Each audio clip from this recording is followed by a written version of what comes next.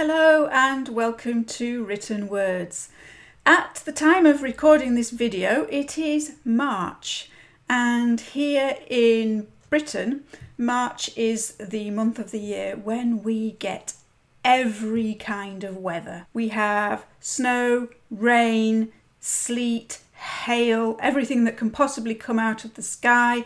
We have wind, we have sunshine.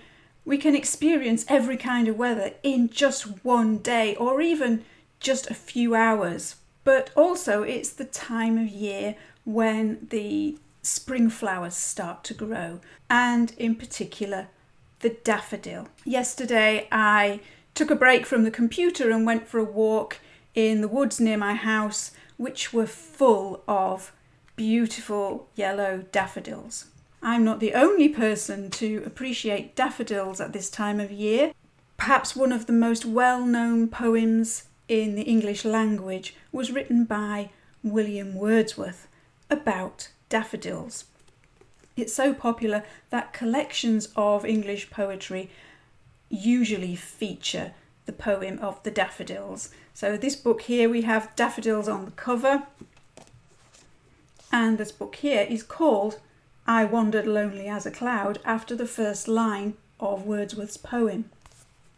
Wordsworth apparently wrote this poem after a walk in the Lake District where he lived in the north of England with his sister Dorothy. And Dorothy's journals also have a description of the beautiful daffodils in there as well. When I started thinking about that, it made me wonder if this work was inspired by a walk that the poet took with his sister. Why does he say he was lonely as a cloud? Either his sister's company wasn't very interesting, or he is using artistic license here. He originally wrote 3 stanzas of this poem in 1804 and then added a 4th one later in 1815. He also admitted that 2 of the lines were actually written by his wife. Those were the lines, "They flash upon that inward eye, which is the bliss of solitude." So here is Wordsworth's poem, I Wandered Lonely as a Cloud. I wandered lonely as a cloud that floats on high o'er vales and hills, when all at once I saw a crowd, a host of golden daffodils, beside the lake, beneath the trees, fluttering and dancing in the breeze. Continuous as the stars that shine and twinkle on the Milky Way, they stretched in never-ending line along the margin of a bay. 10,000 saw I at a glance, tossing their heads in sprightly dance.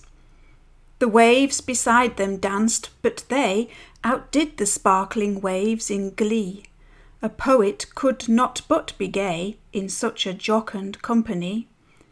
I gazed and gazed, but little thought what wealth to me the show had brought. For oft when on my couch I lie, in vacant or in pensive mood, they flash upon that inward eye, which is the bliss of solitude.